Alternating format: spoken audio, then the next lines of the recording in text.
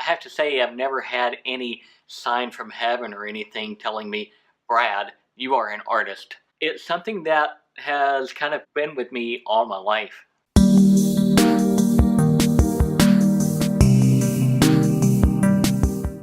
You know how we've all heard the arguments that artists are not born, they are made, or that either you're born with raw talent or you're not. I feel like it's a little bit of both for me. It's something that I've kind of always known, but it took me years to realize. I was born early, so I was a preemie. When I was a few days old, I got really sick. I got an infection. The medication they gave me damaged my hearing. It did a lot of nerve damage, and as a result, I lost about 80 or 90% of my hearing.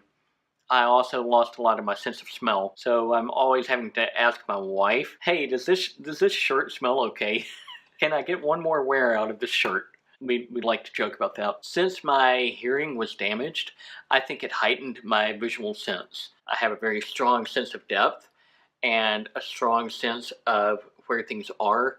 And because I could not hear, communication was a huge barrier. I learned how to draw. I learned how to communicate visually. I don't think that's entirely uncommon for hearing impaired or deaf people. They tend to gravitate toward the visual because that's what they have. Now, when I was about 2.5 years old, my grandfather on my dad's side, we called him Papa Stan, he realized, I don't think little Brad is hearing me. Because I could only tell if people were talking to my face, and this is still true today. I have a hard time understanding people behind me. He realized I only understood him if he was talking to me, because he sat me in his lap and he was talking to the back of my head, and I never responded. So he told my parents, let's get his hearing tested. We lived in Kentucky at the time, so we came down here to Nashville and went to the Bill Wilkerson Center, got my hearing tested, and sure enough, little Brad was deaf. The good news is Brad can have hearing aids. When it came time to get me fitted for hearing aids, we were in the waiting room at the audiologist at Bill Wilkerson. It was a waiting room like all other pediatric waiting rooms. You've got the couches, you've got the low coffee tables, you have the toys, you have the magazines. I was sitting there playing at one of the little tables. Someone gave me a piece of paper and a pen or a pencil or a crayon or whatever, and there was a little toy fish right in front of me on the table. So I started drawing that fish. My family realized that little Brad, not only did little Brad draw that fish, little Brad gave that fish a personality and captured some kind of expression that was on the toy. I have no idea what's become of that drawing. No clue. It is probably somewhere in my mom's attic. Who knows? So for the next 18 years, I devoted my artistic efforts to drawing. I was interested in lots and lots of things. Drawing, swimming, t-ball, track and cross country, you name it. I was into pretty much everything. My parents did a really great job of encouraging me to pursue all of those things. In elementary school, I was bound and determined to become an animator. I remember going with my family to Disney World in about 5th grade or so, about the same time that the Disney MGM Studios was opened. I think it's called something else now. But I remember watching the animators at work, and I thought, this is what I want to do.